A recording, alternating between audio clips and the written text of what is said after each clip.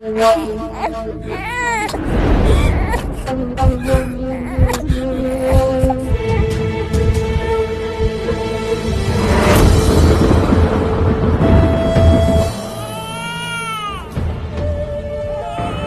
neden böyle ağlar artık be?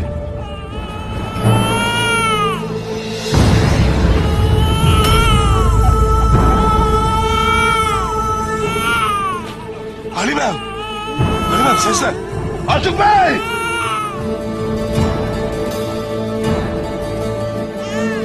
Allah'ım sen bize yardım et ya Rabbi.